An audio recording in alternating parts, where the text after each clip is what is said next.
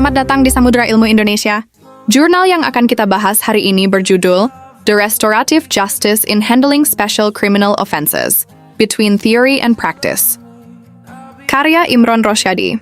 Artikel ini membahas penerapan restoratif justice dalam penanganan tindak pidana khusus, dengan menyoroti kesenjangan antara teori dan praktik. Dalam bagian pendahuluan, penulis menegaskan bahwa hukum pidana modern mulai bergeser dari pendekatan pembalasan ke pendekatan pemulihan yang lebih manusiawi dan berorientasi pada rehabilitasi. Gagasan ini dianggap penting karena secara teoritis dapat memberi keadilan yang lebih substantif, tetapi dalam perkara tindak pidana khusus seperti narkotika, korupsi dan kekerasan seksual, penerapannya masih menuai perdebatan.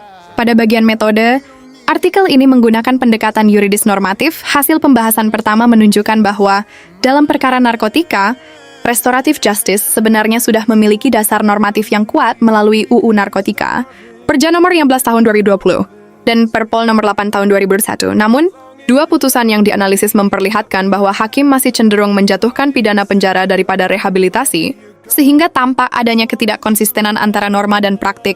Artinya, walaupun pengguna narkotika secara teori dapat dipulihkan lewat rehabilitasi, pelaksanaannya masih sangat dipengaruhi oleh cara pandang dan kesiapan aparat penegak hukum.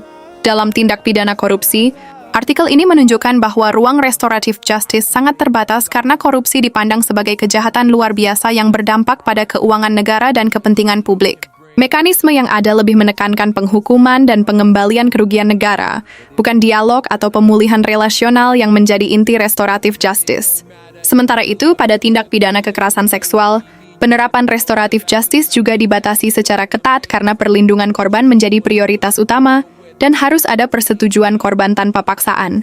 Dengan demikian, artikel ini menegaskan bahwa penerapan restoratif justice sangat bergantung pada karakter tindak pidana dan tingkat dampaknya terhadap korban maupun masyarakat. Bagian analisis hambatan menunjukkan bahwa ketidaksinkronan penerapan restoratif justice dipengaruhi oleh faktor struktural, normatif, dan budaya hukum.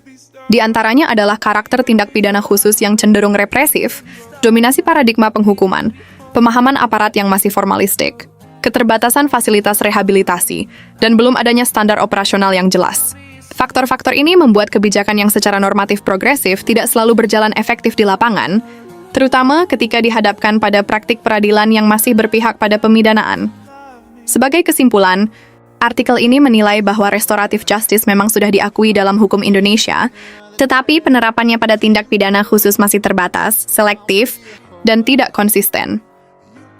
Segera kirimkan naskah terbaik Anda dan bergabunglah bersama kami dengan mengakses web jurnal Samudra Ilmu Indonesia dan bagikan video ini ke orang-orang terdekatmu.